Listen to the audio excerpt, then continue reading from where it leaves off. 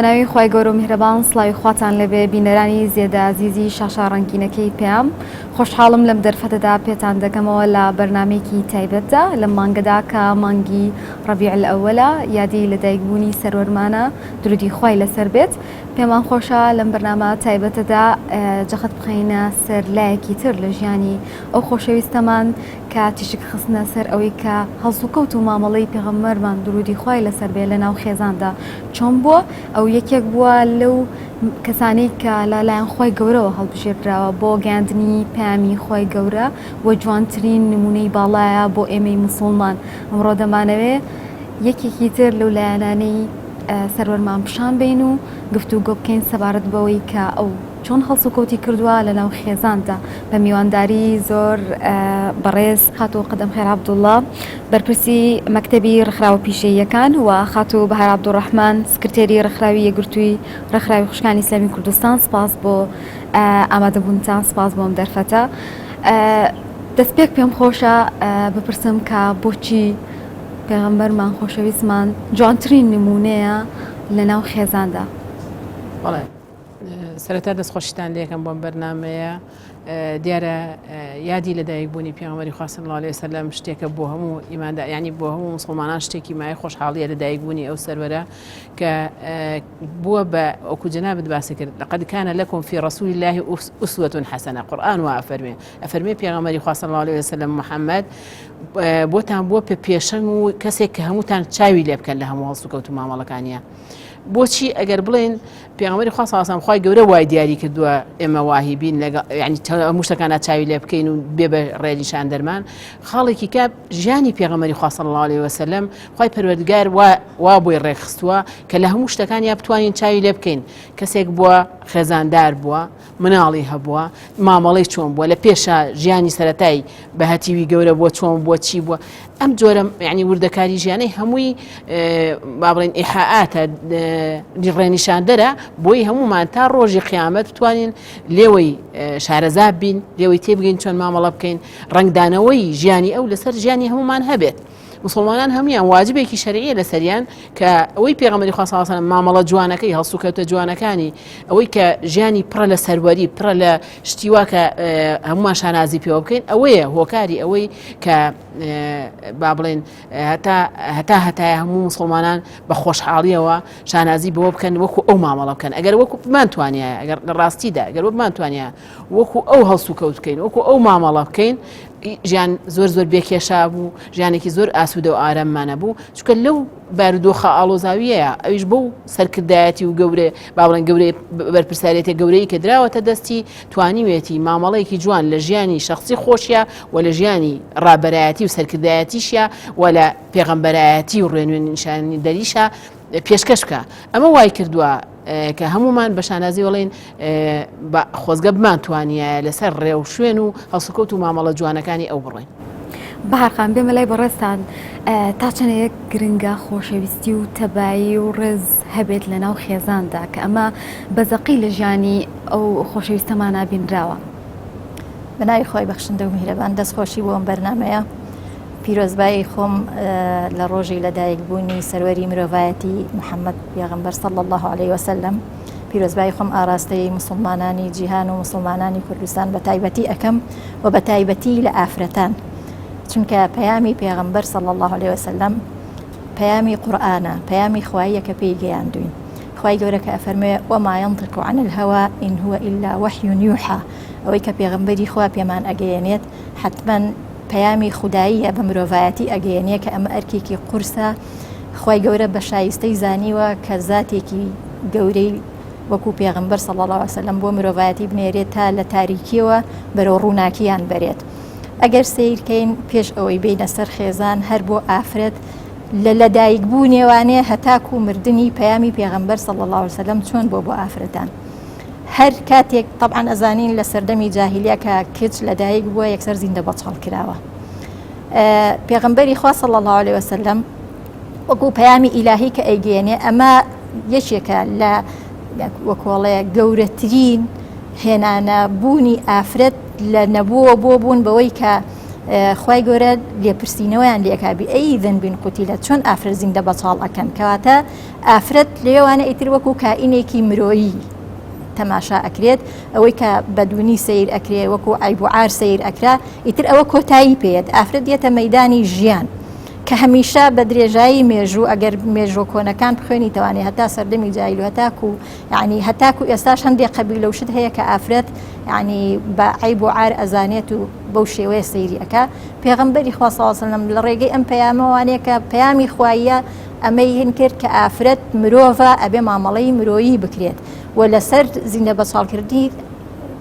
بکەرەکانی ئازار ئەدرێ ئەمە وەکو لەدایک بوونی کە ئەبێتە کچێک وەکو کچ پێغەمبەری خوا صلی الله علیه و سلم ئەفەرمێت لە فەرمودەیەکە ئەفەرمێت هەر کەسێ سێ کچ بەخێو بکات پەروەردەیەکی جوان پەروەردەیان بکە گەورەیان بکە ئەوە ئەچێتە بەهەشتەوە یاخود بەهەشت ئەبێ بە نسیبی کەواتە نەک ئەوەی زیندە بەچاڵی نەکەی بەڵکو پەروەردەکردن و گەورەکردن و ڕێنماییکردنی ئەم کچە و ئاگاداربوون لەم کچە و خزمەتکردنی ئەم کچە ئەبێتە مای بەهەشت طبعا لە فەرمودەکەیە کە ئەفەرمێ سێ ئەپرسن ئەی دوو ئەفەرمێ هەر ئەچێت ئەفەرمێ ئەی یەک ئەفەرمێ هەر ئەچێت یعنی کەواتە بەخێوکردنی کچێک ئەبێتە مای چوونە بەهەشتی ئەو دایک و باوکە ئەمە وەکو کچ ئەم کچە گەورە ئەبێ طبعا وەکو کچ ئەبێ ئاوا ڕێز لێ گیرا و بێ چونکە مای بەهەشتە ڕێز لێ گیرا و بێ پەروەردە بکرێ ڕێنمایی بکرێ خزمەت بکرێ کە گەورە ئەبێت و ئەبێتە هاوسەر پێغەمبەر صلی الله علیه و سلم ئەفەرمێ خەیرکم لأهلی و ئەنا خەیرکم لأهلی یعنی وەکو هاوسەر باشترین کەس کێیە ئەو کەسەیە کە بۆ خێزانەکەی باشە کەواتە پلەی باشترین ئەسپێرێت بە کەسێک کە لەگەڵ خێزانەکەی باشە ئەگەر سەیری مامەڵەی پێغەمبەر بکەین صلی الله علیه وسلم لەگەڵ خێزانەکانی کە ئەمە زۆر یعنی قوڵایەک و فراوانەیەکی هەیە لە دەربڕینی خۆشەویستی لە پێدانی هەدایە پێیان لە ڕێنماییکردنی نەفسی و جەسەدی و هەموو ئەوانەی کە لەگەڵ یا کردوون لە خزمەتکردنیان لە ماڵەوانەیە وەکو بڵین پێغەمبەر صلی الله علیه و سلم خزمەتی خێزانەکانی کردووە هەروەکو لە فەرمودەیەکە کە ئەپرسن لە خاتو عایشە پێغەمبەری خوا صلی الله علیه و سلم لە ماڵەوە چی ئەکات ئەفەرمێ کانە فی خدمەتی ئەهلی لە خزمەتی خێزانەکانیایە هەروەها ئەفەرمێ پێغەمبەر صلی الله علیه و سلم جلی خۆی ئەدورێتەوانێ حیوان ئەدۆشێ یعنی ئەو کارانەی کە وەکو هاوسەرێک لەگەڵ خێزانەکانیا جێبەجێ ئەکا و هەروەها هاوکار و پشتیوانیانە بۆ هەموو بوارەکان کاتێک کە هەموو ناڕەحەتیەکیان هەیە چۆن دڵنەواییان ئەکا یعنی لە ڕووی نەفسی و جەسەدی و لە هەموو ڕوویەکەوانێ مامەڵەی تەندروست لەگەڵ ئافرەتە ئەکا ئەم ئافرەتە کە پیر ئەبێت خی گەورەکە ئەفەرمێ وەبیلوالیدەینی ئەحسانە يعني أبي لقل دايكو باوك كبير أبن باش بن ولا تقل لهما أف ولا تنهرهما يعني نأوفيان ليبكن لليان توربن نا رزايتي لقل يانا بلكو أبي وكو بيريك ريز لجيراو بن كريز قرتن لبير ماي بهمان شێوە چوونە بەهەشتە و مایە ئەوەیە کە مای ڕەزامەندی خوای گەورەیە یعنی ئەگەر سیرکەی پێغەمبەری خوا صلی الله عليه وسلم وەکو ئوسوەتون حەسەنە وەلەکم فی رەسوول الله ئوسوەتون حەسەنە کەواتە باشترین مامەڵە خۆی کردوێتی هەروها کە قورئانیش ئەفەرمێ وئینەکە لەعەلا خولوق عەظیم هەرچی خولوقی جوان هەبووە پێغەمبەری خوا صلی الله عليه وسلم بەرجەستەی کردووە زۆر باشە مامۆستا قەدەم خێر یعنی سەرەڕای ئەرکی قورسی پێغەمبەرایەتی و گەیاندنی پەیامی خوای گەورە سەرەڕای دەرکردن و ڕادودان و یعنی کۆمەڵێک ئەرکی قورس کە پێغەمبەر صلی الله عليه وسلم لەسەری بووە لەگەڵ ئەوەشا توانی وێتی ئەو ڕۆڵە گرنگە ببینێ بتوانێ باوک و هاوسەرێکی نمونەیی بێ لە ناو ماڵ و خێزانەکانیدا هونیە خان ئەوەیەکی کێ لە ئەعجازەکان کە لە پێغەمبەری خوا صلی الله عليه وسلم هەبووە کە توانوێتی لە هەموو ڕۆڵەکانە ڕۆڵی تەواوی خۆی ببینێ لە هەموو بوارەکانە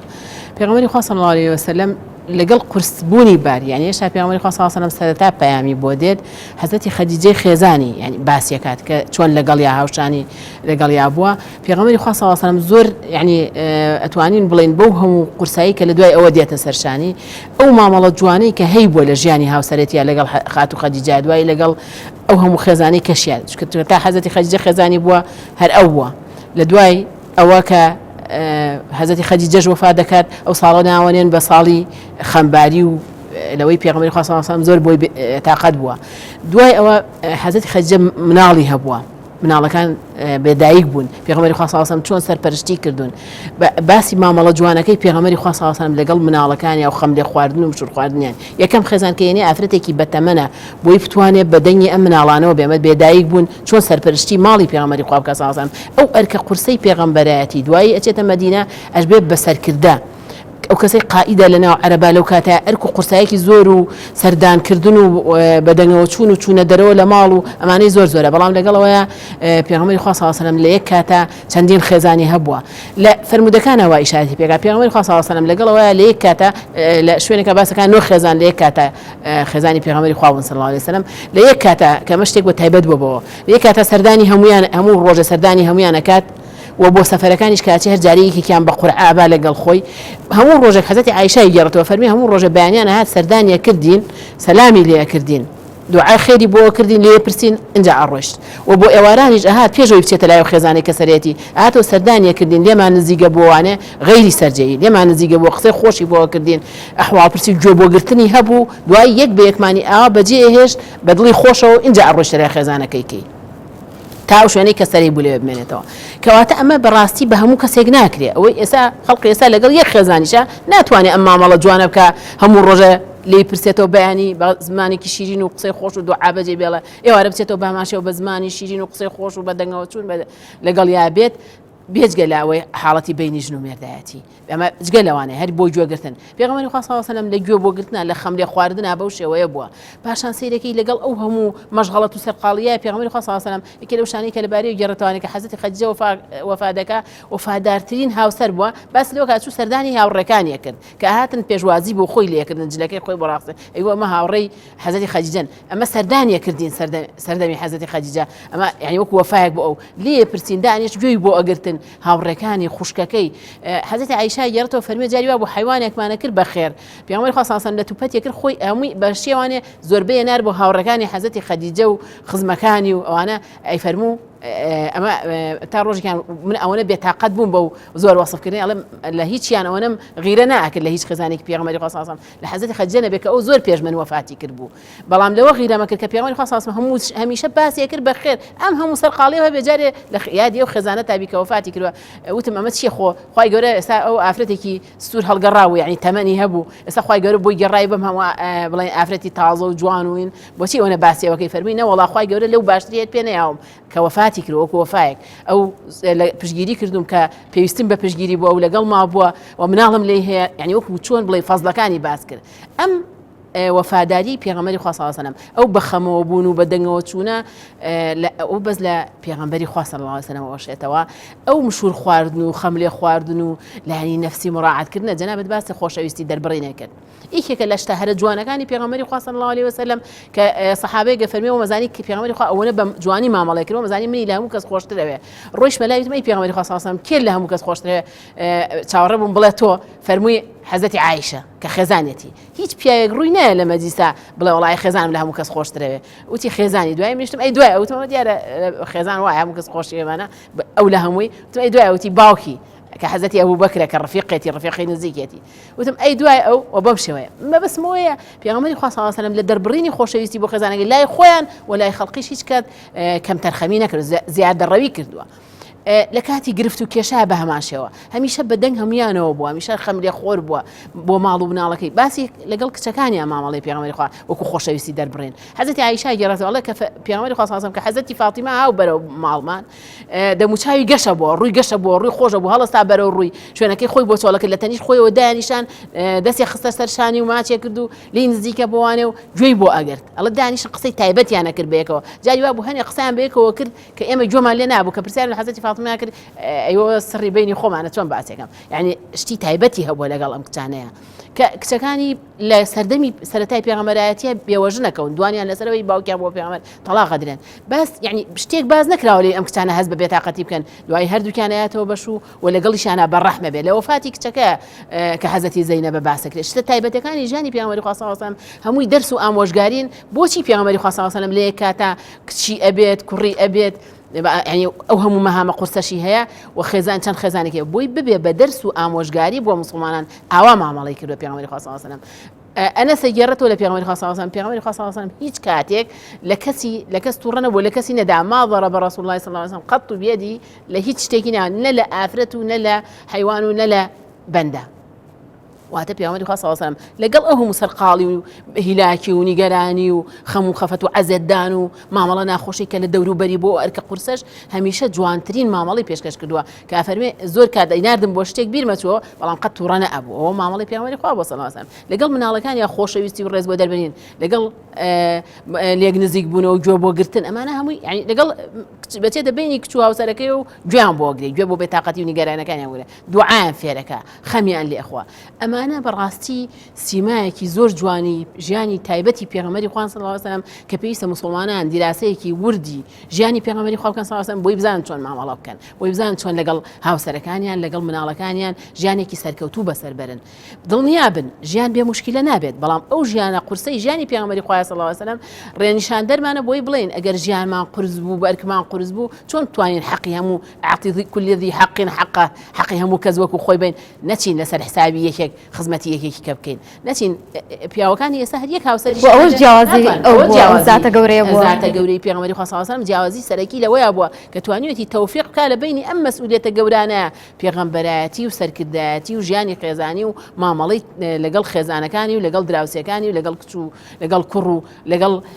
ئەرک و بەرپرسیارەتیەکان ئەمە بەڕاستی کەسێکێت ئەوە پیشگیری خوایی بووە کە پێغەمبەری خوا صلی الله علیه و سلم بەو شێوە توانیوێتی تەوفیق بکات و هەروەها ڕێنیشاندەری بتی بووە کە ئەرکی پێغەمبەرایەتیە ئاوا مسلمانان فێرکە تا ڕۆژی قیامەت کە بەڵێ چەند هیلاک بی چەند سەرقاڵ بی چەند ئەرک و بەرپرسیارەتی لەسەر بێ بەرپرسیارەتی گەورەت بەرامبەر هاوسەرەکەت هەیە بەرامبەر مناڵەکانت هەیەوانە لە ئەستۆتۆن نابێ بڵێ وڵا جا مناڵەکانەوە عایدی خێزان من و ماڵیشۆ بێ ئەو سەرپەرشتی بکە و خۆشە گەورە و سەرپەرشتیاری نەخێر پێغەمبەری خوا صلی الله علیه و سلم هەر خێزانەی شوێنی تایبەتی خۆیە بووە گوێی بۆ گرتووە چۆتە لای لی نزیک بۆتەوە بۆی هەست بۆ بکەم ئەم کەسە مشورخۆریەتی ئەفەرمی هەموو کاتێک کە پێغەمبەری خوا صلی الله علیه و سلم لامانە بوو ئەمانەزانی ئێمە لە هەموو کەس زیاتر خۆشەوە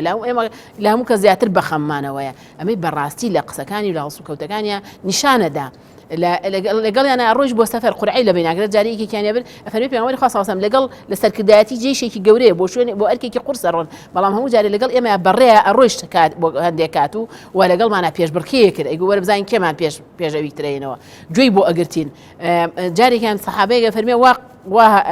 هینیە کرد کە وشرەکان سەریع بڕۆن لی پرسی وتی وا قسە مەکە وا هاوار مەکە هاوارێکی لە وشرەکانە کرد کە سەریع بن پێغەمبەری خوا صلی الله علیه و سلم ئیشارەتی پێ فەرمی وا قسە مەکە چونکە ئافرەتیان لەسەرە بە عەزێتیان نەگە کێکی لەوانە خێزانەکان لەبەرەوە پێغەمبەری خوا صلی الله علیه و سلم لەو پەڕی هەستی ناسک و هەست بە مەسئولیەتکردنا بەرامبەر مامەڵەی تایبەتی ژیانی خۆی و لەگەڵ سەرجەم مسلمانانە بەو شێوەیە تەعاملی کردووە بۆیە ژیانی ئەو بۆ بڵێن ڕێنیشاندەر بۆ سەرجەم مسلمانان خاتو بەهار هەر لەو پرسیارەوەی کە لە خاتو قەدەم خێریشم کرد کە ئەرکێکی قورسی لەسەر بووە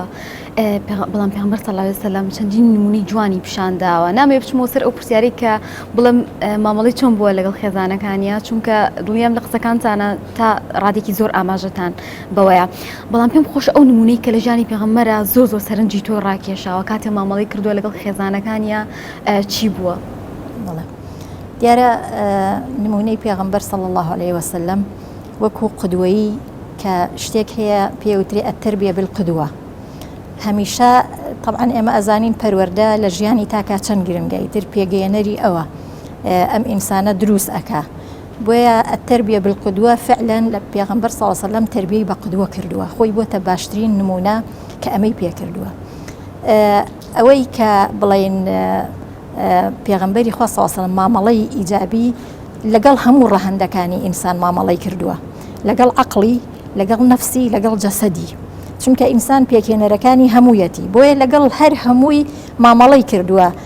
عەقڵێکی سەلیم بەوەی عەقیدەی و باوەڕێکی سەلیمی پێ ئەیات کە ئەزانیتر عەقیدە و باوەڕیش دروستکەری شتەکانی ترە لە ئینسانە ڕنگدانەوەی کردەوەکانی لە فکرەوە ئەبێ بۆیە فکری تەندروست فکری پاک کردوێتەوە لە هەموو خورافاتێ لە هەموو شەوائبێک کە ئیتر ڕوو ئەکاتە ئینسان لەوێوانێ ئینسانێکی سەلیم لە ڕووی فکریەوانێ دوای ئەوە لە ڕووی نەفسیەوانێ مهەیەی ئەکا بەچی بەم فکرە هێزی ئەیاتێ متمانەی بەخۆی بێ ئەم ئینسانە ئازا بێ ئەم ئینسانە سابر بێ ئەم ئینسانە یعنی ئەو خولوقە بەرزانەی کە هەیە ئەو ئاکارە بەرزانەی کە هەیە کە ئەمڕۆ بەڕاستی لەم سەردەمەیە گرفتی ئاکارمان هەیە، گرفتی کێشەی ئەوەمان هەیە، بۆیە قدوەیی بوون یعنی خاڵێکی زۆر گرنگە کە بۆ ئەوەی کە خەڵکی چاوی لێ ئێستا قسە ئەەکەین بەڵام ئەو قدوێتیەمان نەماوە ئەو کردارەمان نەماوە کە بە کردار بیسەلمێنی بەتەکید بۆیە پێغەمبەری خوا صلی الله علیه و سلم لە ڕووی ئاکاریەوانێ ئەم سێ ڕەهەندە هەرسێکی مامەڵەی ئیجابی لەگەڵ کردووە و لە ڕووی جەسەدیشەوە پێویستیەکانیان بۆیە سەیرەکەیت مامەڵەی لەگەڵ خێزانەکانیە ینی هەندێک شت ئەکا کە ڕەنگە لەم سەردەمەشە مەسەلەن بۆ نمونە سیارەکردنەوە بۆ ئافرەت و کە پچێ دانیشێ پێغەمبەری خوا صلی الله علیه و سلم پشتی داناوانەوە کە ئەو کاتە با بڵێن حوشتر بووە سەفی خێزانی بچێتە سەر حوشترەکە ینی بەو شێوەیە پێغەمبەری خوا صلی الله علیه و سلم لەگەڵ حەزرەتی عائیشە بە هەمان شێوە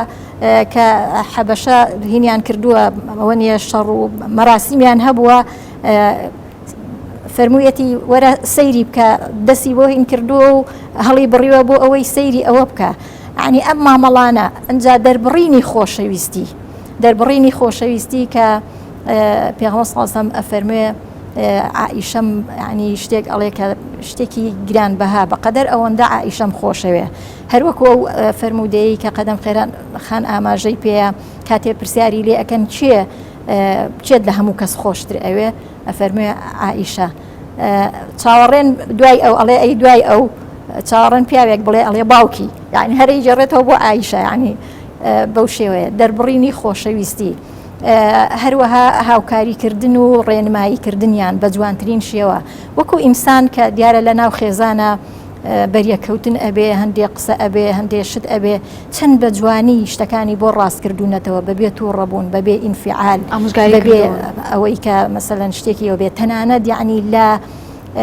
ناخۆشترین حاڵەت لە ژیانە مەسەلەن ئەوەیە کە بوختان بە خێزانەکەت بکرێ پیا ینی ئێستا مەسلەی ژن کوشتن کات و هەر ئەوەندەی ئەڵێ تەلەفۆنێکی کردیا جەڕەسێکی یا ژن ئەکوژرێ لە کاتێکە لەو سەردەمەیە هەمومان حادیسەی ئیفک ئەزانین بوختان بە عائیشە ئەکرێ پێغەمبەری خوا صلی الله علیه و سلم چەند ئیجابیانە مامەڵەی لەگەڵ ئەکا یعنی چاوەڕێ ئەکا بزانێ شتەکان ڕوون بێتەوانێ هەتا خوای گەورە لە ئاسمانەوە یەتە جواب لەسەر خات و عائیشە و پاکێتی و ئەوەی دەرئەخا یعنی ئەم مامەڵە جوانانەی پێغەمبەر صلی الله علیه و سلم لەگەڵ خێزانەکانیا کە ئیتر ئەتوانین بڵین لە هەموو پلەکانە پلەی باڵای بەدەستهێناوە هەروەها ئەوەی کە مەسەلەن هاوکاریکردنی خێزانەکانی کە كانت في خدمة أهله يعني پیاوی ئێستاوا ئەزانێ خزمەتکردن ئیشی ژنە لە کاتێکا پێغەمبەری خوا صلی الله علیه و سلم بۆ شێوەی مامەڵەی ینی بەنمونە دەڵێن گسکی لە ماڵداوە ینی لە کاتێکدا ئەگەر کەسێک بڵێ جلی خۆی دووریوەتەوانێ بۆچی ئەم کارانە بکەم لەناو ماڵدا بەتەکید ئەمانە هەمووی نمونەی جوانن وەلەو ڕوانگەوەیە کە پێغەمبەری خوا صلی الله علیه و سلم پەروەردەی بە قدوە کردووە ینی خۆی بۆتە باشترین قدوە چونکە بەڕاستی ینی ئەوەی کە پێغەمبەری خوا صلی الله علیه و سلم هەموو ڕەهەندەکانی ژیان لە خۆشی لە ناخۆشی لە ئینسانێکی بڵێن ئەوە نییە کە بەبێ باوک گەورە ئەبێ هەتاکو ئەوەی کە ئەبێتە سەرکردەیەک و ئەوە ئەکا هەموو قۆناغەکانی ژیان ئەبڕێ بۆ ئەوەی کە ئەم قدوەتیە هەمومان چاوی لێ بکەین و هەموو مەرحەلەکان شتێک نەبێ لە ژیانە چونکە ئێمە زۆر جار مەسەن باسەکەن کەسێک بێدایک و باوە گەورە ئەبێ یعنی ئەڵەی لەبەر ئەوە بەڵام پێغەمبەری خوا خوای گەورە کردوێتە نمونەیەک ئەوە تا ئاواشی گەورە بووە و بەڵام بۆتە چه ئینسانێکی عەظیم کە خوای گەورە اختیارەکە بێتە پێغەمبەر صلی الله علیه و سلم یاخود ئەو ناڕەحەتیانەی کە لە ژیانیا بەسەری هاتووە کەم کەس هەیە لە هەموو نمونەکانی ناخۆشی بەسەر پێغەمبەرە هاتووە صلی الله علیه و سلم بەرگەی گرتووە و لەگەڵیشیا ژیاوە یعنی ئەمانە هەمووی بۆ ئێمە دەرس و عیبرەتە بۆ ئەوی کە مسلمانان چاوی لێ بکەن بۆیە ئێمە زۆر گرنگە کە یادی پێغەمبەر ئەکەین صلی الله علیه و سلم بۆ ئەوە بێ کە ئەم ئاکارە جوانانەی زیندوو بکەینەوانێ یعنی هەر باسکردن نەبێ هەر دەربڕینێکی سادەی خۆشەویستی نەبێ بەڵکو بۆ زیندووکردنەوەی ئاکارەکانی بێ چونکە هەدەف لە پێغەمبەراتی خۆی هەر ئەوەیە کە ڕێنمایی خەڵک کا و کە خەڵک چاوی لێ بکە و کە خەڵک ڕێوشێنی ئەو بگرێتە بەر ئەگەر مرۆڤایەتی ئەوێ خۆشبەخت بێ لەسەر هەموو ئاستەکان ئاستی سیاسی کۆمەڵایەتی هەموو ئاستەکان ئەبێ چاو لە پێغەمبەری خوا بکەوە ڕێبازەکەی ئەو بگرێتە بەر دەستخۆش پێغەمبەر درودی خوای لەسەر بێ خوای گەورە منداڵی پێبەخشیوە مامەڵی چۆن بۆ لەگەڵ کچەکانیە چی نمونەیەکی تر هەیە کە سەرنجی تۆی ڕاکێشاوە لە ژیانی ئەو زاتە گەورەیە لەگەڵ کچەکانیە بنمونە من خۆم ئەوەی کە هەمیشە لە یادمە ماوەتەوە ئەڵێ هەچ کات خات و فاتمە هاتوۆتە خزمەت پێغەمبەر لەبەری هەستاوە کە کچی خۆی بوو هەمیشە لەگەڵیا بوو ینی کەم ئەبینین ئەم پەیوەندیە لە ئێستایا ما بێیان هەر نەماوە چ شتێک هەیە سەبارەت بەوە گەر ڕاوسەرنجی بەڕێستان هەبێت لەسەرێەوە پێغەمبەری خوا صلی الله علیه و سلم بڵێن ژیانی تایبەتی خۆی بە تایبەتی لەگەڵ کچەکانی شتی زۆر جوانێتیایە حەزەتی زەینەب کە کچە گەورەی بووە ژنی ئەوە عاسێک بووە مشریک بووە لە سەرەتایە پێغەمبەری خوا صلی الله علیه و سلم لە یەکێ لە ئەو کاتانەکەوێتە بەردەستیان وەکو ئەسیر با بڵێن دوایی بەسەراتەکەی دوور درێژە کە ئەینێرێتەوانێ بەس پێڵێ بە شەرعی ئیسلام ئێستا مسلمان و نامسلمان ژنومێر لێک جیاکرێنەوە لەبەرەوە کە ڕۆیشتیتەوە کچەکەم بۆ ڕەوانە بکەرەوانێ دیارەڵە لەگەڵەوە شاوانی کە خۆیان تەلاقیانە بەس ئەبول عاص خزمی حەزەتی خەدیجە بوو و خێزانی زۆر خۆشویست و مناڵیان هەبووە لی دوور نەکەوتەوە بەیەکەوە ژیانیان خۆش بووە بەڵام بەیەکەوە بوون تا ئەو کاتی کە ئەبول عاص بە ئەسیریە گیڕێ فەرمێ پێغەمبەری خوا صلی الله علیه و سلم کە ڕۆیشتیتەوە زەینەبم بۆ ڕەوانەکەرە دوو کەس ئەنێرێتە نزیک مەککە ئەویش بۆی ڕەوانە بکاتەوانێ ئەو ئیشتەی کە زۆر سەرنج ڕاکێشام لەوێ حەزەتی زەینەب دیارە عەزێتیەگا لەو هاتنە مشریکەکان ڕێی پێگرنەوەنە پێغەمبەری خوا صلی الله علیه و سلم لە دواییە وەصفێکات لە کاتێکا کە حەزەتی فاتیمە کێشەیەکی بۆیەتە پێش و دوای ئەوە زەینەب با بڵێن دوو کچەکەی کەشی ئەدرێن بە حەزەتی عوسمان ئەفەرمەیەکێ لەو هینانە پێغەمبەری خوا صلی الله علیه و سلم فەرمێ ئیمامی عەلی ئەوێ خێزانێک کە بێنێ بەسەر حەزەتی فاتیمە پێغەمبەری خوا صلی الله علیه و سلم فەرمێ ئەبول عاص زۆر باش بوو لەگەڵما ڕاستی ڕاز ڕۆی لەگەڵما چونکە کچەکەی کە پێم وت بینەرەوە نردیەوە دوایی هات بۆ لای لەگەڵ یا زۆر چاک بوو تاوافاتی کرد دوایی بەعنی ڕۆکاتە فاتیمە بەشێکە لە من هەرچی عەزێتی بە عەزێتی منیش هەیە ئەم وتەی پێغەمبەری خوا صلی الله علیه و سلم کە تەسجیل کراوە لە سیرە شتێکی زۆر گەورەیە پێغەمبەری خوا صلی الله علیه و سلم ئەو کاتە بوونی کچ یەکەم جار زیندە بەچەڵ کرا بەس دواییش یعنی ئەکرێ لە مجتەمەعەیە بوونی کچەوە شتێکی مهم نەبووە بەڵام پێغەمبەری خوا صلی الله علیه و سلم بە فعلی پیشانی مسلمانان یاوە کە کچ چەند نزیکە لە دڵی باوکەوانێ بۆیە فەرمێتی بەشێکە لە من چی عەزێتی بە کە ئیمامی عەلی لەو کاتە بڕیاریە و ژنێکی کە بێنێ عەزێتی منیشە بۆیە پێغەمبەری خوا صلی الله علیه و سلم ئەوەی پێڕاگرێ فەرمێ کچی من و کچی فڵانە کەس بەیەکەوە کۆ نابنەوە ئەو قسەیەژەکە باسی وەصفی زاواکەی کەشێکە کە چەند چاک بۆ لەگەڵ خێزانەکە لەگەڵەوە من لێکم جیاکردونەوە بەڵام ئەو هەراتۆ بۆ لای خێزانی و بەیەکەوە دوایی ئیمانی هێناوە و بەیەکەوە ژیاون ئەم مامەڵە جوانی پێغەمبەری خوا صلی الله علیه و سلم لەگەڵ کچەکانیە یەکێک بوو لە شتانی سەرنجی ڕاکێشام یەکێ لەوانە مەسەلەن لەگەڵ بابڵێ حتا لە وفاتی کوڕەکە ئیبراهیم دیارە پێغەمبەری خوا صلی الله علیه و سلم پێشتریش کوڕی هەبوو مردووە بەڵام ئەوە ئەگەڕێتەوە لە سیرە باز لەوە کات کە حەزەتی ئیبراهیم وفاتی کرد لەسەر باوەشی پێغەمبەری خوا صلی الله علیه و سلم فرمێسک بە چاوی هاتە خوارەوانێ سەحابە پێیان سەیر بوو لیان پرسی ئەی پێغەمبەری خوا تۆش پێغەمبەری خوا فەرمی ئەوەی لە چاوە بێ و لە دڵەوە بێ خوای گەورە لێمان ناگرێ بەڵام شتێک ناکەین کە خوا پێی ناخۆش بێ ئەمە یەکێ لەو شتانەی یعنی سەرنجی ڕاکێشان پێغەمبەری خوا صلی الله علیه و سلم ڕەحم و عەطف و سۆزێکی زۆر تایبەتی هەبووە بۆ کچەکانی بۆ ئەوانی لێی نزیک بوون بۆ کوڕەکەی بۆ مناڵەکانی بۆ خێزانەکانی زۆر بەخەمەوە بۆ بۆیان زۆر لە خەم بۆ یەکێک لەو شتانە ئیشارەتێک پێیا بە کورتی بەس حەزەکەم زیاتر ئەوەش زۆر سەرنجی ڕاکێشام لە مامەڵەی پێغەمبەری خوا صلی الله علیه و سلم لەگەڵ بوختانی بۆ حەزەتی عایشە کرا حەزەتی عایشە فەرموویە کە من گەڕامەوە نەخۆش کەوتم لە تەسیریەوەی ڕێگا هەتاو لێ یابووم نەخۆش کەوتم لە جیا بووم بەس هەستم پێ کرد پێغەمبەری خوا صلی الله علیه و سلم وەکو جارەکانی کەنیە واتە پێغەمبەری خوا صلی الله علیه و سلم لە نەخۆشیە زۆر خزمەتیە کرد و زۆر خەمی لێ خوارد زۆر ئەحواڵی پرسی ئەم هەر هاتو ئەحواڵی پرسیم بەس وا هەستم پێ کرد وەکو جارانی چونکە ئافرەت زۆر حساسە هەست بە بەسیترین شتەکە ئەڵێ کە هەستم کرد پێغەمبەری خوا صلی الله علیه و سلم بەس نەبزانی نیگەرانیەکەی لە منە چونکە هیچی پێ دەنەوە هەتا نانە لە ڕووی نەیەوە بڵێ من شتێکی وام بیستووە بۆی بێتاقەت نەبێ زانە نەخۆشە بەڵام وەکو جاران هەستم پێ ناکرد زۆر بێدەنگمەوە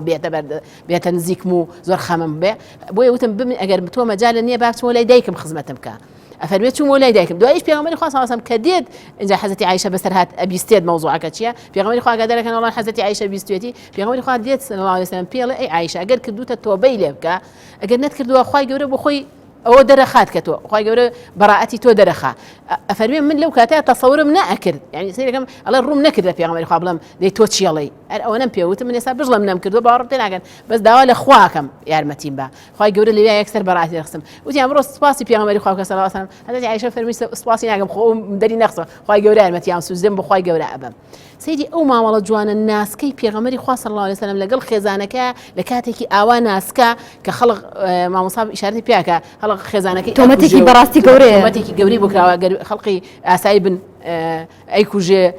تەلاقی ئاوازی لێنێ بەڵام پێغەمبەری خوا صلی الله علیه و سلم سادەترین شتیشی نەکردووە کە تا نەشی زانیوە خۆی پێی نەوتوە نەیاوە لە ڕووی کەشتێکی وان بیستووە چونکە من دروست نێ باس کرێت بوختانە نابێ باسکرێت تا یقین نەبێ دوایش پێڵێ ئەگەر کردوتە بۆیە حەزەتی عایشا فەرمێ ناڵم نەمکردو چکە ئەگەر بڵم نەکرد باوەڕم پێ ناکەی بەڵام چاوەڕێی خوای گەوراکەم ئەفەرمێ باوەڕیشم ناکرد خوا ئاەت دابەزێنێ بەس تەسەوور بەکرد بە خەوێ شتێک قسەیەک دەرکێ کە من چونکە تاکید بووم لە بەڕائەتی خۆم ئەم بابەتە زۆر ناسکانە تەعاملکردنەی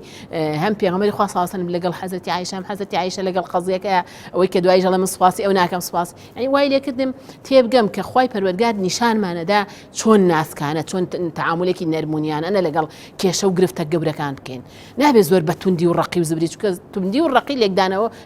پەرزدانەوەکەش هێر باماشەوە تند و ڕقە بێ پێغەمبەری خوا صلی الله علیه و سلم وابووە بابەتی کە لەوێ یعنی هەر لە ژیانی پێغەمبەری خوا صلی الله علیه و سلم زۆر ئەو بابەتە بوو کە لەگەڵ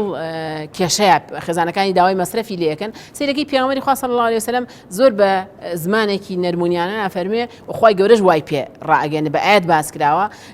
کە من ئەتوانم ئەمە هەڵسوڕانم من ناتوانم لە ژیانی خۆشی مادی و ئاناوەکو سەرکردێک لەمە ناتوانم بۆتان جێبەجێ بکەم بەڵام هەر کەسێکتان بەم ژیانە ڕازی نییە فتعالەینە ئومەتیعکونەوە و سەرریحکونە سەراحەن جەمیلە وەرن داوای جیابوونەوە بکەن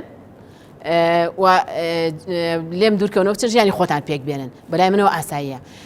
حەزەتی عایشا فەرمی پێغەمبەری خوا لی پرسیم وتم وەڵام من لای تۆ هەڵەبژێرم پێغەمبەری خوا فەرمی بۆ ناچی پرسێ بە دایک و باوکەی وتم یعنی لە تۆیە پرس بە دایک و باوکم بکەم یعنی تۆم لە هەموو کەس خۆشترەوێ چۆن پرس بە دایک و باوکم بکەم لە تۆیە سیرەکەی هەموو خێزانەکانی لەگەڵەوە کە بێتاقەت بوون لە ژیانی قورسی ژیانی خۆیان بەڵام لای پێغەمبەری خوایان صلی الله علیه و سلم هەڵبژارد کە ئەمەش هەمومان تێگەێنێ مامەڵەی جوانی پێغەمبەری خوا صلی الله علیه و سلم لە ژیانی ئاساییە وای کردووە نەبوونی و فەقیری و کەم دەرامەتی و ئەوەی کە بەدەستیەوە نایە بەرامبەر بە خزمەتکردنی خێزانەکانی لە ڕووی مادی وان هەرچەنە و سەرکردەی وڵاتە میشە لە عەزێت و ناڕەحەتیان کاتی وا هەبووە میوانێک هاتووە هیچ شتیان نەبردووە بۆی دانن خواردنێک لە ماڵەکانیانە نەبووە بۆ خۆیان نەک بۆ میوانەکەیان ئەمە وای لێ نەکردوون بڵێن وەڵاهی ڕاستەکە با خۆمان ڕزگارکەین لەم ژیانە لای پێغەمبەری خۆیان صلی الله علیه و سلم هەڵبژاردووە کاتە تۆی بڵێن خێزانەکانیش ڕۆڵێکی ئەو پەروەردە جوان و ئەو مامەڵە جوانەی پێغەمبەری خوا صلی الله علیه و سلم کاریگەریەکی لەسەر خێزانەکانی دروست کردووە کە لەو سەردەمای هەر کەسێکی کە بووایە ئەی وەڵامی مادەم من ژنی سەرکردەم و ژیانم لە هەموو خەڵک ناخۆشترە ئەم ژیانە هەڵنابژێرم بەڵام ئەوان پێغەمبەری خۆیان هەڵبژاردووە صلی الله علیه و سلم بۆیە حەزەتی عایشا فەرمێ پرسی چی بە دایک و باوکمان بکەین لە کاتێکە لە باسی تۆیە واتە تۆمان هەڵبژاردووە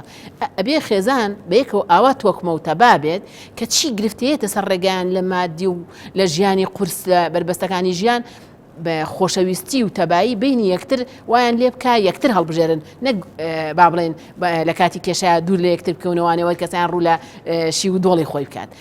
ئەمەیەکی کێ لەو حاڵەتانەی ژیانی پێغەمبەری خوا صلی الله علیه و سلم کە تا ڕۆژی قیامەت ئەبێتە ڕێنیشاندەر بۆ هاوسەرەکان کە ئەبێ کاتی ناڕەحەتی فی المەنشەطی والمەکرە بێ ئەو بەیەکەوە بوونە کاتی خۆشی و ناخۆشیمان وەکو یەک لەگەڵ یەکا بین بە دەنگێکەوە بین مشوری یەکتر بخۆین وەکو چۆن ئەوا بینین لە ژیانی پێغەمبەری خوا صلی الله علیه و سلم خاتو بەهار یەکێک لە ئەرکەکانی پێغەمبەر دوردی خوای لەسەر بێ گۆڕینی ڕەفتار و کردداری جەهالیەت بووە جەهالەت و نەفامی بووە کە ئەو شتانی هەبوو لە جەهالەتە هەر بە نمونە بە زۆر بە شودانی ئافرەت کە ئەسڵان ڕەنگە زۆر جار ئافرەت پرسی پێ نەکرابێ هیچ یەکێک لە خێزانەکانی پێغەمبەر بە درودی خوای لەسەر بێ بە نمونە یاخود کچەکانی قەت زۆریان لێکراوە لە بابەتێکدا یاخود بە شێوازێک مافیان خۆراوە کە باس بڵێ لە کاتێکدا ئەرکێکی زۆر قورسیان لەسەر بووە هەر بە نمونە کاتێک ئاەتی حیجاب بێتە خوارەوە یەکەم کەس کە فەرمانیان پێکرێ خێزانەکان و کچەکانی پێغەمبەر صلی الله علیه و سلم کە ئەبێ ئەوان سەرەتا ئەو فەرمانە جێبەجێ بکەن ڕاوسەرنجی ئێوە لەسەر ئەم بابەتە چییە؟ دیارە پێغەمبەری خوا صلی الله علیه و سلم ڕەحمەتەن وەکو ڕەحمەتێک خوای گەورە کە بۆی ناردوین پێغەمبەر بۆی ئاگادارمان کاتەوانێ بۆیە یعنی وەرگرتنی ژیانی پێغەمبەر صلی الله علیه و سلم ئەبێتە دەرس و عیبرەت بۆ ئێمە لە هەموو ئەو ڕەهەندانە و یەکێک لەو بارانەش کە بەڕێزت ئاماژەی پێی کە پێغەمبەری خوا صلی الله علیه و سلم هەمیشە یعنی بە جوانی پەیامەکەی گەیاندووە بە شێوازێک گەیاندوێتی کە خەڵک یعنی پەیامەکەی خۆش ویستووە چونکە ڕنگدانەوەی لە ئاکار و سلوکی خۆیان هەبووە خۆی حتا پێش پێغەمبەرایەتیش کەسێکی ڕازگۆ بووە ئەمین بووە جێی متمانە بووە کاتێک ئەبێت بە پێغەمبەر صلی الله علیه و سلم طبعا ئیتر سراعی ئایدۆلۆژی دروست ئەبێت چونکە ئیتر وەکوڵێ ئەوەی کە پێشتر خەڵک باش ئەزانێ کە تا ئێستا پێغەمبەری خوا صلی الله علیه و سلم درۆی لێ نەبیستراوە یاخود ئاکارێکی بە شێوەیەکی لێ نەبیستراوە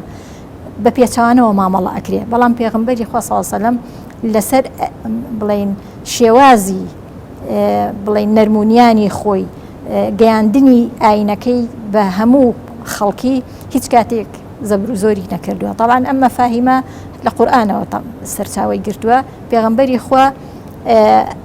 مەفاهیمە قورئانیەکانمان بۆ ئەگوازێتەوانێ لە ژیانی خۆیان بەکردەوە وەکۆڵێ فێرمان ئەکا. مەفاهیمە قورئانیەکان وەکو خۆی ئەگەیەنێت، وەکو خۆی ئەگەیەنێ کە جارێکا مامەڵەی ئینسان وەکو ئینسان ئەکات، وەکو مەلائیکەت و ئەوە ناکات، چونکە ئینسان کائینێکە خلقەتی خێر و شەڕی تایە، کەواتە ئەم سیفەتە ئاساییە کە ئینسان هەم باشە ئەکات و هەندێک جار حتمما کاری خراپ و هەندێک کاری هەڵەشی لێ ئەوە شێتەوانێ. بۆیە مامەڵەی پێغەمبەر صلی الله علیه و سلم لەو ڕوانگەیەوانێ هەمیشە ویستێتی هەڵەکان بە شێوازێکی نەربوونیان چارەسەر بکە، هیچ کاتێک زۆرکردنی نەبووە. تەنانەت خودی دین خۆی لا ئیکراهە فی الدین، زۆرکردنی تیا نییە، بۆیە گەیاندنی پەیامەکەی ئەگەر هەموو ژیانی پێغەمبەر صلی الله علیه و سلم ئەوە بکەین هیچ کاتێک تەنانەت جەنگەکانیش لەسەر سەپاندنی شتێک نەبووە، بەڵکو لەسەر ناحەقی و نەعەدالەتی بووە. و ئەگەر پەیامی پێغەمبەر صلی الله علیه و سلم کە هەر سێ ڕەهەندی عەقیدە و ئەخلاق و معاملات کە هەر سێ ڕەهەندەکە وەکوڵێ گەیاندوێتی و مامەڵەی لەگەڵا کردووە، هیچ کاتێک هیچ شتێکی بە زۆر نەسەپاندووە بەسەر گەلەکەیە و بەسەر میلەتەکەیە، بەڵکو بۆی ڕوون کردوونەتەوە. تەنانەت ئەمەندە بوو بۆ نمونەی جوان هەمویان طبعاً لێوەی فێر بوو بوون، وەکو باس ئەکرێ ئەڵێ کاتێک کە ئەچوویتە مەجلیسیانەوەت ئەزانی پێغەمبەرستانە، یعنی تەنانەت سەحابەکانیش لە ئاکار و لە ڕەوشتی ئەوە فێر بوو بوون کە بە هەمان شێوە مامەڵەی جوان و ئیجابی لەگەڵ خەڵکا بکەن. و ئەمەش لە سەردەمی پێغەمبەر صلی الله علیه و سلم هۆکارێکی بەهێز بووە، چونکە ئەو کۆمەڵە خەڵکە کە موسڵمان ئەبوون گۆڕانکاریەکی زۆر گەورەیان بەسەرا ئەهات. یعنی حەزرەتی عومەر کەسێکی دڵڕەق بووە، تندوتیش بووە، بەڵام کاتێک کە موسڵمان ئەبێ بە گریانی مناڵێک ئەویش گریانی دێت، یعنی ئەوەندە دڵنەرم ئەبێ، ئەوەندە بەڕەحم ئەبێ. یعنی کەواتە ئەم ئاکارانە کە وەکو قودوە پێغەمبەر صلی الله علیه و سلم بڵاوی کردوتەوانێ حتمما کاریگەریەکی گەورەی هەبووە کە هیچ کاتێ بە زۆر نەیسەپاندووە. من حەزەکەم لێرە ئاماژە بە شتێک بم کە ئەو سێ ڕەهەندەی باسمان کرد وەکو پەیامی پێغەمبەر صلی الله علیه و سلم کە لە قورئانەوە وەرگیراوە، هەر سێ ڕەهەندی عەقیدە و ئەخلاق و معاملات. بەداخەوە ئەڵێم یعنی ڕەهەندی ئەخلاق زۆرینە و پانتایەکی زۆر فراوان لە قورئانە ئەگرێتەوانێ کە پێغەمبەری خوا صلی الله علیه و سلم لە ژیانی خۆیان بەرجەستەی کردووە و فێری موسڵمانانی کردووە و ڕێنمایی موسڵمانانی کردووە لەو کاتەوانێ هەتاکو ئاخر زەمان. بەڵام بەداخەوە ئەم ڕەهەندە ئەخلاقی و سلوکیە لە لای موسڵمانان غائبە. یعنی لە کاتێکا کە مەفروزە ئەم لایەنە زۆر گرنگی پێ بدرێ، زۆر یعنی بایەخەوە سیر بکرێ، چونکە وەکوتم ئەگەر قورئان دابەش بکرێت بەسەر ئەو ڕێنمایانە کە لە ڕووی عەقیدی و لە ڕووی ئەخلاق و سلوکی و لە ڕووی بڵێن معاملاتەوەیە، ئەوەندەی کە ئەخلاق و سلوک یعنی پانتایی فراوانی پێدراوە، بوارەکانی تر پێی نەدراوە، بەڵام بەداخەوە کە موسڵمانان لەو بوارە غائبن و نەبوونەتە نمونە، هەروەکو ئەوەی کە پێغەمبەری خوا صلی الله علیه و سلم خۆی بووە نمونە بۆ خەڵکی، کەواتە موسڵمانانی ئەبێ بە هەمان شێوە خۆیان ببنە نمونە بۆ ئاکارەکانی پێغەمبەر و ئەو ڕەوشتە جوانانە. دەست خۆش بەیاخوا خات و قەدەم خەریکێکی تر لەو لایەنانەی ژیانی پێغەمبەر کە مامەڵە بووە لەگەڵ نەوەکانیان، خۆشەویستی بووە بۆ نەوەکانی، بە نمونەش باسی حەسەن و حوسێن زۆر دەکرێت. گەر لەوانەش چ نمونەیەک سەرنجی بەڕێستانی ڕاکێشاوە یاخود گەر لێرەوە باسی بکەن بە هەمان شێوە مامەڵەی چۆن بووە لەگەڵەوان؟ پێغەمبەری خوا صلی الله علیه و سلم لەگەڵ هەمووان نەرمونیان بووە، یەکێک بۆ لە سیفەتە جوانەکانی کە زۆر بە نەرمی و بە معاملەی جوان و وەکو بارخان شارەتی پێ لایەنە ئاکاریەکەی پێغەمبەری خوا صلی الله علیه و سلم یعنی زۆرترین پانتایی هەبووە کە لێوەی فێربین، لەگەڵ هەموو مناڵانە زۆر بە نەرمی تەعاملی کردووە، لەگەڵ پیرەکانیش بە هەمان شێوە. بەڵام ئەوەی کە زۆر یعنی لە کەسە نزیکەکانی خۆی زۆر باسەکرێت لە سیرەی پێغەمبەری خوا صلی الله علیه و سلم زۆر سەرنجی ڕاکێشاوم مامەڵەی لەگەڵ حەسەن و حوسێن کە کوڕی حەزرەتی فاتیمەن کە ئەویش زۆر باسی کردن کە زۆر نزیک نزیکن لە منەوە و بە فعلی فەرمی پێغەمبەری خوا صلی الله علیه و سلم نوێژی درێژەکردەوە لە سوجدا دەرەنگ هەڵەسایەوە لەبەر یەکێکیان لەسەر شانی بوو کە بەداخەوە تا ڕۆژگاری ئەمڕۆ ئێمە لە ناو موسڵمانان لە سەفی نوێژەکانە ئەومان یعنی بەلاوە ئاسایی نەبووەوە کە کاتێ مناڵێتە مزگەوتەوە بەسیترین دەنگ کا خەڵکەکە خۆیان تووڕاکەن و مناڵ بۆ دێ بۆ مزگەوت نابێ بێ بۆ مزگەوت بەڵام پێغەمبەری خوا صلی الله علیه و سلم ئایان هێنێت لە مزگەوت ئەوشیان خاتە سەر شان و باوەشی لە کاتی نوێژە نوێژەکەش یاڵە بالیان تێک نێم نوێژەکەی درێژ کردوێتەوە یان باس لە ئوماما کرێت کچی حەزەتی زەینەبە کچە باز لە ویژەکرێت کە پێغەمبەری خوا صلی الله علیه و سلم زۆر خۆشەویستەوە لە خۆی نزیک کردوێتەوە و باوەشی کردووە و با بڵێن گێڕاوەتی لەگەڵ خۆیان ئەمەشی یەکێکە لەو شتە جوانانەی کە پێغەمبەری خوا صلی الله علیه و سلم پێی یعنی باس کراوە لە سیرەی تایبەتی ژیانی پێغەمبەری خوا صلی الله علیه و سلم کە بەڕەحم بووە لەگەڵ هەمیانە بە بەزەیی بووە بڵێن خەمی لێ خواردون و گرنگی پێداون ئەمانە فێری ئەومانە کە حەزەتی عایشا فەرمێ برازاکەم بردە بەردەسی یەکسەرتی ئەوە ناومان عەبدوڵڵا بانگی بەگوێ و دیوە ناومان عەبدوڵڵا و تۆ ئومو عەبدوڵڵای پێغەمبەری خوا صلی الله علیه و سلم ئەوە بە نەرمونیانیانە تەعاملی لەگەڵ مناڵ و لەگەڵ بە خۆشەویستی و مامەڵەی نزیک کەوانی لە دەوری بوون بە بچووکی یعنی ئەمیشە باسی ئەوەکەن سەحابە فەرمی پێغەمبەری خوا صلی الله علیه و سلم یەکێ لە سەحابە گێڕێتەوە لە کاتی ناخواردنا بوو منیش گەنج بووم دەستمە گێڕا بە قاپەکەی کامەن بەدڵە پێغەمبەری خوا صلی الله علیه و سلم بە نەرمونیانی پێوتم کوڕەکەم لە بەردەمی خۆتەوە بخۆ وا بخۆ ئەڵێ وا بە خۆشی پێوتم حەزمە کرد بە گوێی بکەم کە ئەگەر لە ئێستاە مناڵی بچێتە بەردەست پیاوێکی گەورە نان بخوا و دەستی بگێڕ لە قاپەکە زۆر خراپ دەیت و ڕابن بەڵام پێغەمبەری خوا صلی الله علیه و سلم فەرمێ لەو کاتە من مناڵم عەقڵم پێ ناشکات زۆر بە خراپی نان بخوا پێغەمبەری خوا صلی الله علیه و سلم زۆر بە جوانی فێری کردم چۆن لە بەردەمی خۆمەوە خۆم و بسم الله بکەم ئاوا بخۆم بۆی کە هەز نەکەم بە تەریق بوونەوە یان چۆن با بڵێن لەبەر مناڵێکیان لەبەر پیرێژنێکە وەستا بەبێ ئەوەی قسەکەی پێ بڕێ لەبەر یاری مناڵێکە وەستا لەبێ ئەوەی یاریەکەی پێ بڕێ ئەمە ئەو فێرەکە کە پێغەمبەری خوا صلی الله علیه و سلم ئەو پەڕی نەرمونیانی و ئەو پەڕی حەلیمی تیا بۆ بەرامبەر ئەمانی کە زۆر پێویستیان پێیەتی ئەوانی کە زۆر حەزیان لێ نزیک بن ئەمە زۆر باسەکرێت وسامەی کوڕی زەید باسەکرێت کە پێغەمبەری خوا صلی الله علیه و سلم زەیدی کوڕی حارثە کە پێشتر لە بەردەستی ئەوەیە کە بجار وەکو کوڕی خۆی تەعاملی لەگەڵ کردووە باس لەوە کاڵێ وسامەی زۆر خۆشەویست زۆر لە خۆی نزیکە کردەوە ئەمانە هەمووی وەکو ژیانی فعلی پێغەمبەری خوا صلی الله علیه و سلم باس لەوە کرێت کە ئەو لەگەڵ مناڵە چەند بەناسکانە تەعاملی کردووە و چۆن سەرنجی ئەوانەی بڵێ مناڵەکانی ڕاکێشا و پێغەمبەری خوا صلی الله علیه و سلم یعنی یەکێ لەو شتانی کە باس کراوە لە پێغەمبەری خوا پرسیوە کە ئەوە بۆ تۆ چۆن دەتوانی ئاوا لەگەڵ مناڵە پیاوێکێتە خزمەت پێغەمبەری خوا صلی الله علیه و سلم پێغەمبەری خوا وا باسەکە ئەڵێ من قەت مناڵمان باوەش نەکردووە ئەڵێ جا من چی بکەم خوا ڕەحمی لە دڵی ئێوە نەگرتووە ئێمە قەت مناڵ باوەش ناکەین ئەمە یەکێکە لەو شتانەیە خەڵقی ئێستا پیاوی گەورەی تون شانازی پێوە باوەش ناکەن یان ماچی ناکەم کە پێغەمبەری خوا صلی الله علیه و سلم مناڵێکی باوەش کرد یان پێغەمبەری خوا صلی الله علیه و سلم مناڵێکیان خستە سەر باوەشی میزی بە باوەشیان کردەوە بۆ سەرکردەیەک شتێکی زۆرینە پێغەمبەری خوا فەرمی ئاوێکی لێ بڕشێنن ئەمە مناڵی ساوایە ئەمانە دەرسن بۆی کە تێبگەین پێغەمبەری خوا صلی الله علیه و سلم چەند بە شێوەی نەرمونیان پێغەمبەری خوا لە وەڵامی ئەو کەسای کەوتی وەڵام قەت ئەوەنە مناڵم هەیە تا ئێستا قەت ماچم نەکردو فەرمی جا چی بکەین خوا ڕەحمی لە دڵی تۆ هەڵگرتووە تێیگەیان کە ئەمە ڕەحم و بەزەیە بێ لە دڵی ئینسانی ئاساییە هەبێت ناکرێن نەبێت منیش وەکو ئینسانێکی اعتیادی ڕەحم و بەزەیی و خۆشەویستیم هەیە بۆ مناڵانە ئەمانە هەمووی جێی سەرنجن کە بەڕاستی ئەو مامەڵەیە بۆ وای کردووە ئەوانەی دەوری پێغەمبەری خوا صلی الله علیه و سلم حەزیان کردووە ئەوانەی کە باوەڕیشیان پێ نەبووە حەزیان کردووە لێی نزیک ببنەوانێ وتیانە هەبوو مەسەلەن حتا موسڵمانیش نەبووە لە مناڵیەوە لەوێ بووە بەڵام ئەم مامەڵانەی پێغەمبەری خوا صلی الله علیه و سلم سەرنجی ڕاکێشا و حەزی کردووە گوێی لێ بگرە و بەگوێی بکات زۆر باشە من حەزەکەم کۆتا بەڕاستی چەندین بەرنامەی ترکێن لەسەر ژیانی پێغەمبەر صلی الله علیه و سلم یعنی ناتوانین حەقی تەواوی پێ بێ ئەوەندە کەسێ و زاتێکی گەورە بووە کە لە هەموو لایەنەکانی ژیاننا نمونەی جوان و تایبەتی هەیە حەزەکەم کۆتا پرسیارم سەبارەت بێ بە شتێک کە هەردووکتان وەڵام بنەوە سەرتاشم و لای بەهارخان یعنی ئێستا ناحەزانی ئیسلام ئەو کەسانی کە شارەزانین ئەسڵن بە ژیانی پێغەمبەر بەو زاتە گەورەیە بەڵام پەنجی ناڕەوایی بەو زاتە گەورەیە درێژ ئەکەن و کۆمەڵێک قسەی ناڕەوا ئەکەن کە عەلەساس ئافرەت لە ئیسلامدا هیچ مافێکی نییە یاخود کەمترین مافی پێدراوە بە نمونەی کۆمەڵێک نمونە ئەهێنەوە بەویستی خۆیان هەندێک شت باز دەکەن هەر لە تەعەدود و مەسەلەی میرات و شاهێدیدان و کۆمەڵێک بابەتی تر بەلاڕێ دەبرێ بۆ بەکارهێنانی ئافرەت لەم سەردەمەدا و بەلاڕێرابردننی لە کاتێکدا ئەو نمونانەی کە ئێمە ئەمڕۆ لەم بەرنامەیە باسمان کرد جوانترین نمونە بوون پێ وایە بەڕاستی ئافرەت لە ئیسلامە پێگەی چۆن بووە و ئەو تۆمەت و ناڕەوایەت ینی کە بە سەبارەت بە ئیسلام دەوترێ سەبارەت بە ئافرەت دەوترێ یاخۆت ذاتی گەورەی پێغەمبەر کە مامەڵی باش نەبووە لەگەڵ خێزان و لەگەڵ ئافرەتە چی ئەگەێنێ ئێوە چی کۆمنتێکتان هەیە سەبارەت بۆ بابەتە وەڵا بێگومان ئەوەی کە جێگەی داخە لە لای تەنانەت زۆربەی مسلمانە مولتەزیمەکانیش مەفاهیمە قورئانیەکان طبعا کە پێغەمبەری خوا صلی الله علیه و سلم تەرجەمەی کردووە، چونکە فەرموودە ئەبێتە تەواوکاری بڵێن فەرمایشتەکانی خوای گەورە،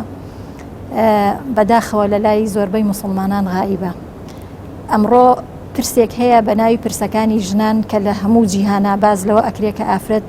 مافی خوراوە، طبعا لە هەر کۆمەڵگەیەکا بە شێوازێک. ئەگەر بمانەوێت مرۆڤایەتی لەو کێشەیە ڕزگارکەین ئەبێ بچینەوە سەر ئەو پەیامە مەزنەی ڕێبازی کە خوای گەورە لە ڕێگەی پێغەمبەری نازدارەوە بۆی ناردوین و مەفاهیمە قورئانیەکان و فەرموودەی صحیح کە چۆن مافی بە ئافرەت داوە لە خەلقیەوانێ چۆن ئەیهێنێتەوە سەر ڕەوڕەوەی ژیان. إنا خلقناكم من ذكر وأنثى وجعلناكم شعوبا وقبائل لتعارفوا. ئیتر ذەکەر و ئونثا چۆن ئەخاتە پاڵ یەکتری، چۆن مافەکانیان پێ ئەدا. ئەم شوبهاتانەی کە باسێکی کە ئەوترێت ئیسلام مافی بە ئافرەت نەیەوە لە بابەتی میرات و لە بابەتی شایەتیدان و تەوانەوە بابەتی زۆر قوڵ نەبێ بەرنامەی تایبەتی لەسەر بکرێ، بەڵام هەروەکو ئاماژەیەکی سەریع. بە نمونە میرات 56 حاڵەت لە 4 حاڵەتیانە ئافرەت نیوەی پیاوی بەرئەکەوێت، لە باقی 51 حاڵەتەکەی ترە ئافرەت یا بەقەر پیاوی بەرئەکەوێ یا زیاتر لە پیاوی بەرئەکەوێ، ینی بەو شێوازەیە. هەندێک جار پیاو بەری ناکەوێ ئافرەت بەری ئەکەوێ، بەڵام لەبەر ئەوەی بە جوزئی طبعا ئاەتەکانی میراث دوور و درێژە چۆن تەوزیع ئەکرێ، لەسەر ئاستی ڕەگەز هین نەکراوە. میرات لەسەر ئاستی ڕەگەز نییە وەکو ئەوەی کە ناحەزان بانگەشەی بەڵکو لەسەر ئاستی دادپەروەریە بە پێی خواستی کەسەکانە، بە پێی تەمەنیانە، بە پێی ئەو پێوەرانەی کە وەکو عەدالەت دیاری کراوە. لە ڕووی شەهادەتەوانێ 6 ئاەت کە کلیمەی شەهادەت هاتووە لە قورئانە لە یەک شوێنە کە ئەویش بوارێکە مەسەلەکە ئەوە نییە کە وەکو ڕەگەز ئافرەت شەئنێکی کەم سەیر بکرێ، بەڵکو ئەو شوێنەیە ئەوەی کە ئەڵێ ئەگەر یەکێکیان بیری چۆ بۆ ئەوەی ئەوی تریان بیری بێنێتەوە، ینی دوو ئافرەت بە شایەت وەرئەگیرێ کە مەسەلەی بازرگانی و کڕین و پازاڕ و ئەو شتەیە کە ئافرەت جێگەی ینی ئەو بوارە جێگەی احتیماماتی نییە. ئەجینا لە 5 حاڵەتەکەی ترا بە هەمان شێوەی پیاو شایەتیدان شایەتی ئافرەتی ژوەر ئەژیرێ، و لە هەندێک حاڵەتە کە تایبەتمەندن بە ئافرەت شایەتیدانی ئافرەت ئەخوا هینی پیاو ناخوا. بۆیە ئەمانە بەڕاستی ئەو شوبهاتانە پێویستی کۆڵێ بە توێژینەوە و نووسین و بەرنامە و لێکۆڵینەوە و تەوعیەیەکی زۆر هەیە هەتا ئەو شوبهاتانە لای خەڵک بڕەوێتەوانێ. خات خۆدەم خێرگەر لە کۆتاییە بەڕزیشتان ئاماژەیەک بن بۆ پرسیارە بە کورتی لەو دیارە مۆزوعی تعددەکە بۆ نمونە سیرەکەین ئەوەش خەڵک زۆر جەختی، ینی ئەو سری ئەو ژیانە فعلی پیامبەری خوا صلی الله علیه و سلم لەگەڵ خێزانەکان یانی کرد کە ئێستا خەڵک یەک خێزانیشیە ناتوانێت وا مامەڵە بکات، باسی تعددی پیامبەری خواکەن. پیامبەری خوا تعددەکەی تایبەت بۆ بەخۆیەوە، تایبەت بۆ بە پێغەمبەرایەتی و دیارە هەدەفێکی تیا بۆ کە زیاترین بڵێن مامەڵەی هەبێ و خەڵک دەرسی لێوەرگرێ. پیامبەری خوا صلی الله علیه و سلم فەرمیێ خەیڕکم لأهلیه وأنا خەیڕکم لأهلی. من ئێوە باشترینتان ئەو کەسەتان کە لەگەڵ خێزانەکانیان چاکن و منیش لە هەمووتان باشترم بۆ خێزانەکانم. خەڵک نایە ئەم چەمکە وەرگرێ. ئێمەش مسلمانان کە مقەسیرین نەمانتوانیوە ئاکار و ڕەوشتەکانی پێغەمبەری خوا صلی الله علیه و سلم لەم ڕۆوە جوان تەوزیحکەین و تەمسیلی بکەین و یعنی پیشانی خەڵقی بین. لە ژیانی فعلی خۆمان نەمانتوانیوە لە شوێن کەوتنی پێغەمبەری خوا صلی الله علیه و سلم چەمکی وردمان نەگرتووە، نهاتوین بە وردی دیراسی بکەین وەکو ئەو مامەڵە بکەین. کام لە مسلمانان زۆر بە کەمی ڕێژەیەکی کەم توانیوانە ئەو ئوسوەیەی پێغەمبەری خوا صلی الله علیه و سلم لە مامەڵەی جوانی لەگەڵ خێزانەکانی پیشار بن. بۆیە خەڵک هەر ئەوە باسەکاڵە پێغەمبەری خوا بۆ چەند خێزانیە بووە، باسی ئەوە ناکات پێغەمبەری خوا صلی الله علیه و سلم ئەی چۆن جوان معاملەی کردو لەگەڵ خێزانەکانی و چۆن دڵی ڕاگرتون و چۆن توانیوێتی ڕۆژانە بەسەریان بکاتەوە و بە خەمیانەوە بێ. ئەلەمەیە تەقسیری مسلمانانە کە نەماتوانیوە ئەو ڕنگدانەوە جوانەی مامەڵەی پێغەمبەری خوا صلی الله علیه و سلم پیشان بین. زیاتر باسی ئەو تعددە کراوە کە تعدد سەبەبی خۆی هەیە و ئیسلام دیاری کردووە، یعنی وای لێ کردووە لە فرەیی دەرچێت، یعنی فرەژنی نەبێ، ئەندازەیەکی دیاریکرا بۆی هەیە تا 4 بێنە، ئیش بە مەرج و شەرتی خۆی کە مەرجەکانی زۆر قورسن و زۆر کەم کەس دەتوانێت جێبەجێ بکە. ناتوین ئەمە باسکەین کە پێغەمبەری خوا چەند جوان مامەڵی کرد لەگەڵ خێزانەکان یاتوین ئەم چەمکەمان زیاتر باس کردەوە کە ئەمە بەلای منەوانێ دوژمنان بەکارهێنن بەڵام مسلمانانیش مقەسیرن لە ئەوەی کە ژیانیان ڕنگدانەوەی ژیانی پێغەمبەری خوا هیوادارم توانی بێتمان لەو کاتێککە هەمان بووە توانی بێتمان لە خزمەت پێغەمبەردا لە خزمەت هەڵسوکەوتی ئەو لەناو خێزانەکانیدا شتێک پێشکەش بە بینەران بکەین. زۆر سپاس بۆ خاتو قەدەم خێر عەبدوڵڵا و خاتو بەهار عەبدوڕەحمان سپاس بۆ کاتی بێمەتان بەخشی بینەران بەم شێوازە کۆتاییمان هێنا بم بەرنامە تایبەتە. هیوادارم کە سووتان لە بابەتەکە وەرگرتی بێ و توانی بێتان کاتێکی باش لەگەڵ ئێمەدا بەسەر ببوێن. بەخوای گەورەتان دەسپێرین خواتان لەگەڵ.